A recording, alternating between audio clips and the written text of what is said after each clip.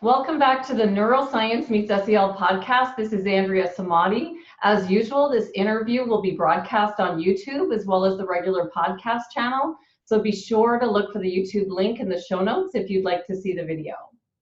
Today we have a very special guest. She's someone who's helped us at Achieve It 360 with ideas, video editing, student voice, customized artwork since 2015. If you have a copy of the Level Up book, she's the teen artist on the back cover. And she also helped design the original cover for a school administrator who requested a customized version of the book for his school.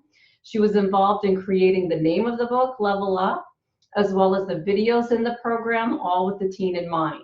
She learned how to take action on her ideas at a very early age without any limits in her mind. And we're so excited to share her most recent news. She just accepted a 4-year, all-paid, prestigious leadership award at the University of Arkansas Fort Smith and begins this adventure this week. Welcome, Sam. Hi. Hi, welcome. Thanks so much for coming and talking to us about your scholarship and your pathway that got you there. I'd love to ask you some questions so that people watching can figure out perhaps how to replicate what you've done, because you've done some incredible work. Oh, thank you. Yeah, of course. Ask away. Wonderful. Well, can you first start out with giving us an example of when you first started to use your voice as a young teen and the results you created by staying true to yourself and developing your strengths and passions? I've been posting my art online since I was like 13, 14 years old, and growing an audience that way, it really helped to spread messages of just like genuine kindness and acceptance and love that continues to perpetuate into what I do today. Nothing was quite as solid as a first moment as working on the book with you. That was a big first step, and ever since then, it's only gotten more and more and more. But yeah, those were kind of the first solid starting points of that. I didn't know that because when I saw you, I saw you as established. I thought I've got to get her because she knows what I need, and I needed really customized images, and so that's wonderful. Thank you for that. Yeah, of course. Thank you. No problem. Well, looking back now, what skills do you think you learned from the fact that I had you customizing all these images with the brain in mind and growth mindset? Did any of that transfer into what you're doing now? There's definitely a level of confidence and professionalism and definitely a more confident side of myself that I hadn't seen before. I didn't know that I could do work like that and be so proud of it and continue to pursue that line of work in freelancing illustration. And a lot of the just believing in yourself and being proud of yourself and knowing that no matter how, like what you do, it's going to be okay. That hope is definitely something I've carried through with me since working on it. That's wonderful. Can you give a little bit, without telling, you don't have to tell the whole story, but where you might have had someone that didn't like your artwork, perhaps, before me? Oh boy. I used to do $5 commissions on Fiverr, and there was one person who, and they didn't really communicate clearly what it is that they wanted. So, and I think I was 15 at the time. I really struggled with it. And I tried to provide them with, an illustration, something that they could use. But I guess I must have misunderstood it somehow. I got called unprofessional and that my art was, amateurish. And I was like, well, I'm a child. So to a level, yes, but also that experience taught me that not everyone's going to like what you do. As long as you have consideration for what happened and know where it could have been your wrongdoing and do better in the future, those interactions you have don't really matter. It's you can't let the negativity get to you unless it's a genuine criticism. Yep, and taking that feedback and perhaps using it to maybe improve or do something different, because I had that exact same criticism. Not everyone liked the cover of the book, which is why we had this version. And if I had, got all upset and been out of shape about the fact that somebody didn't like it, I would have quit. But so that's a big lesson, to learn how to take criticism, to learn and do something different, for sure. And learn the difference between just negative feedback and constructive criticism, because there is a difference, and distinguishing the two at first can be kind of difficult and a little heartbreaking. Yeah. But the people who criticize you and critique you genuinely aren't people that are hating on you. They are people who want to see you do better because they're rooting for you. Absolutely. Yeah. So you build up a little bit of a thick skin in this whole process, putting ourselves out there. So good for you to learn that young, because that's always going to be a lesson moving forward. Oh, yeah. Well, with this in mind, what advice do you have for other students as they're navigating through high school? And I'm thinking on how to stay focused on the end result and avoid the drama that happens in high school. What advice do you have? Oh, I was actually talking with my cousin about this not too long ago, because she's going to a different school here pretty soon, moving into junior high. And I said, all of the drama and the difficulties outside of grades and behavior they don't mean anything once you leave high school. None of that stuff, the drama, the cliques, they don't have a meaning once you enter college and go into the real world. So my biggest piece of advice is, keep your head held high, study, keep your grades up. And if you're surrounded by people, and this is going to sound harsh, if you're surrounded by people that bring nothing but drama to the table, those aren't the kind of people you need to be hanging out with. It's true. It's you have to put your well-being and your studies ahead of all this, what you would see on like television with all of these kids getting into romance, like romantic triangles and drama over bullying. The real world is a little more different. It's a lot more different than that. It's less dramatized. So right. So stay away from the drama, focus on studies. That's good advice. And you'll find friends in high school that will be genuine to you, and those are the people you want to stick close to, not the ones that will ultimately bring harm to you. That's a good. And that can be hard. Sometimes those people are close to you, and you want to stay friends with them, but you have to take care of yourself during such an already unstable time in your life. Very true. Very true. Well, thinking about how you transitioned from high school and then focused on the scholarship, you must have been doing things along the way, because I know you don't just apply suddenly for a leadership scholarship and win it. So what are your tips for anyone, like a teacher or parent, or a high school student listening to this? What things did you do along the way to prepare yourself to win this wonderful award? Get involved with your community, whatever that community may be. If you're like me and you're into pop culture, then attend your local conventions and be active, make friends, stay social. If it's at school, there is always like young business leader organizations, student council, even just volunteer work. Take the time out of your schedule, even if it's not a lot, to dedicate yourself to bettering the people around you, and as such yourself. It all comes back around. I think also the biggest challenge people have with applying for such prestigious scholarships is they think they're not qualified. But the truth is, it doesn't matter if you think you're qualified, apply anyway. Just go for it, because you fail 100% of the shots you don't take. So if you don't try, you don't know if you'll get it or not. And this was something that he'd even told us recently during the retreat for the CLC group this year. And that was, a lot of the people who don't think they're qualified but apply anyway prove to be more qualified than those who don't ever bother.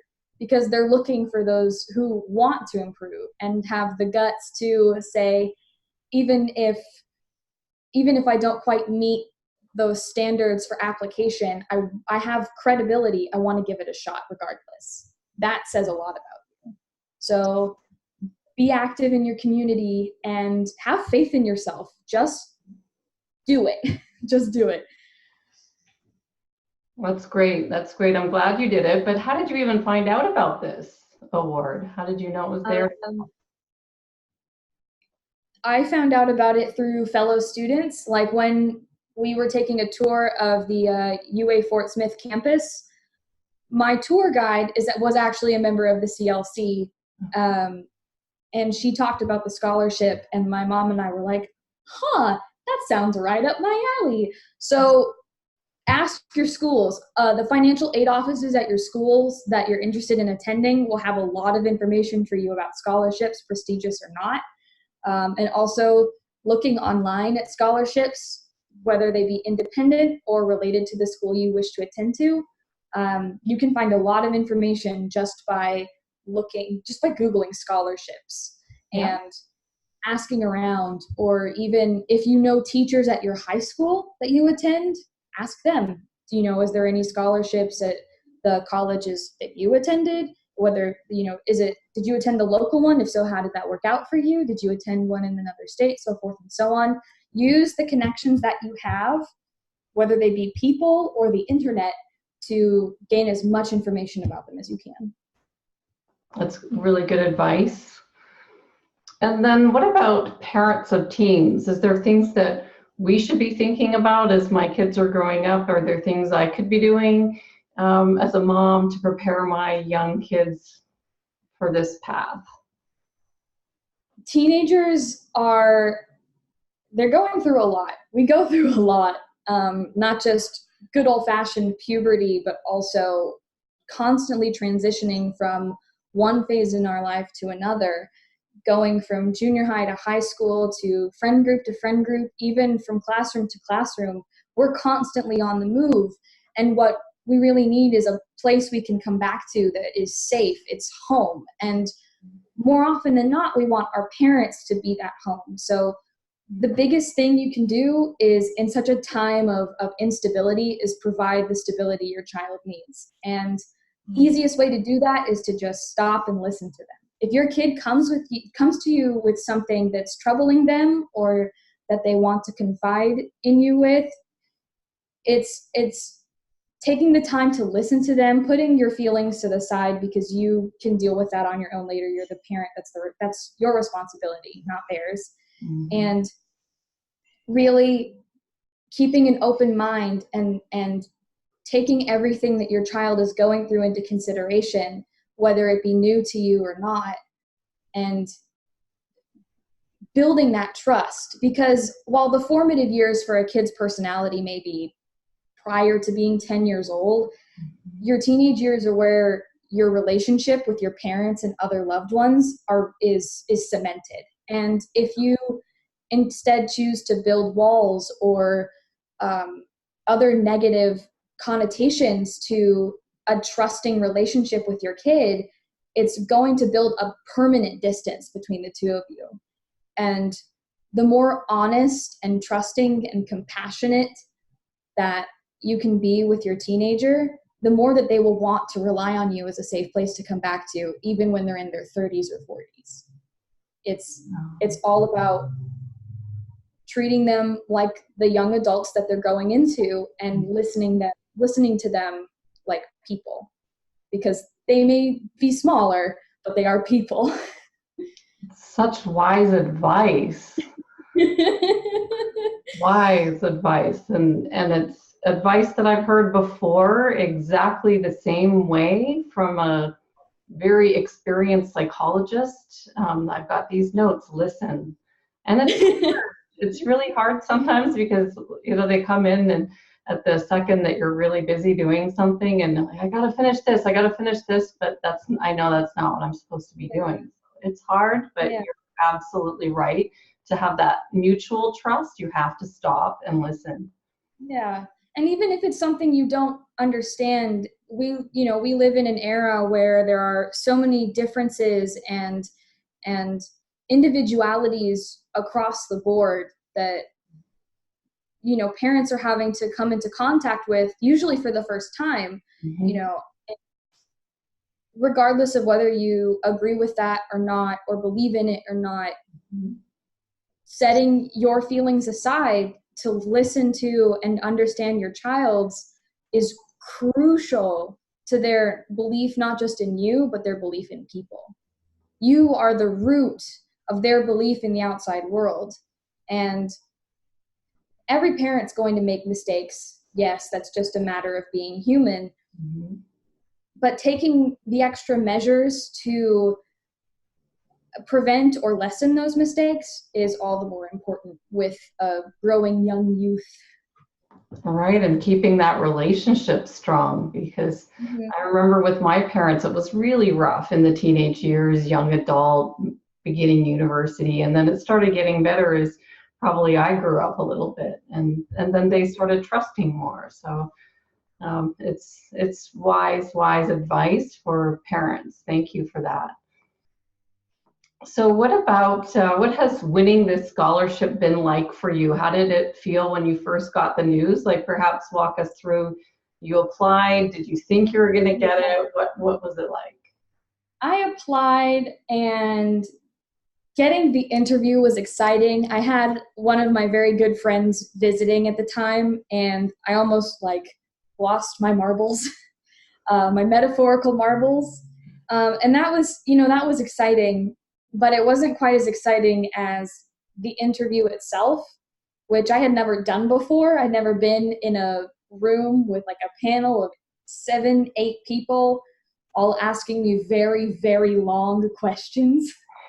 And that was nerve-wracking. It was nerve-wracking, but it was fun. The whole experience has been nerve-wracking but fun. But the best part was getting the phone call, and I was sitting on the stairs with my dog. I had missed the initial call, so I called the office back at the school, and my mom was sitting there, and I put the phone on speaker, and it was a desperate attempt not to scream. And then we ended the phone call and we screamed, and my brother was asleep. So, oops, but it was definitely a victory. It's hard. This scholarship, they get hundreds of applicants and they pick maybe 12 to 15 kids a year. It was hard, but well earned, I think. And even if I didn't know it, my mom certainly knew that I had been preparing for something like this my whole life, just by being, as aforementioned, very active in my respective communities. And you never know. Sometimes you just have to really go for it and hope for the best. And it still feels like a fever dream. Yeah, but you prepared. I watched you with the interview questions, and you actually did some mock interview preparation. Yeah, we did a mock interview. That was fun. I was more nervous for the mock interview than I was the real interview. Wow. Which is strange, but true.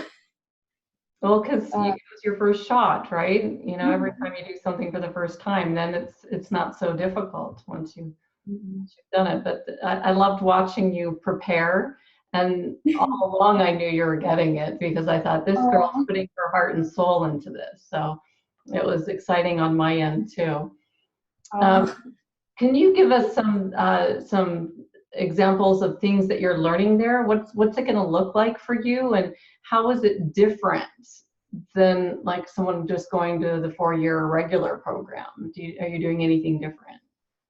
Well, there is a lot of new stuff, but I think the most interesting part is the CLC is based mostly in business and leadership, and they decided a studio art major would be perfect for that. Don't know why, but alas. So in combination with all of my learning in the field of art, it's also teaching myself how to market my art and my work. The biggest difference is in the first semester, For this semester only, there is a special class that the CLC attends to learn more about leadership and business. And we have special guest speakers. I've heard in the past that sometimes it's politicians, sometimes it's like professional business leaders, so forth and so on. So that'll be exciting. There'll also be opportunities to attend benefits and dinners and different events that'll let me communicate with people far outside my realm, which I'm excited for. It's an opportunity to make connections that otherwise I wouldn't normally have. It's definitely a blessing. Well, that's a great opportunity for you, because that's really where you meet key people that are going to take you to where you're going next. So that's a good opportunity. And where do you see yourself after this scholarship? Do you have any vision yet? I know you've got your artwork, but is there a vision at all yet, or are you just going to keep kind of figuring it out? The goal is to attend a formal art school to get a master's in illustrated narrative. So things like comics, cartoons, so forth and so on. And then the big goal is to be a showrunner. If you look at all of the animated shows on Netflix right now, all of those shows have people who head them and run them. And getting to run my own show and provide the level of not just entertainment, but also good messages and hope and love and compassion to kids like the cartoons of my day taught me would be the absolute dream. A dream that I plan to make into a reality at some point. Love it. Love your goals. And what are you most excited about this whole process? Is it just watching your vision come into form? What I'm excited for everything. Good. I'm excited to learn. I'm excited to perform. I'm excited to meet new people. I want to know and do as much as I feasibly can in the next 4 years, whether it be in my comfort zone or drastically outside of it. Because this is an opportunity like nothing else. Mm-hmm. This is a chance to really spread my wings and see a world that I haven't gotten to see yet. Mm-hmm. And not just learning about art or leadership or business, but fields that may even have nothing to do with me. You never know when that information may come in handy. So learning from my fellow students, faculty that I may not have otherwise a chance to interact with, so forth and so on. It's an excitement to learn everything. I want to learn everything.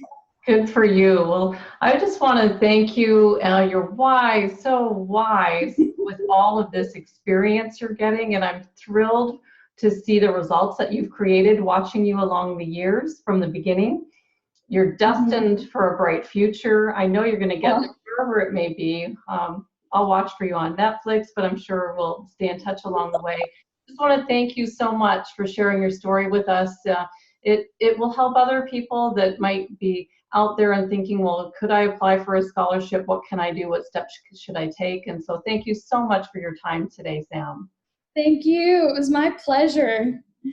Have a wonderful day and enjoy your first day tomorrow, is it? Classes start on the 19th, but I move in tomorrow.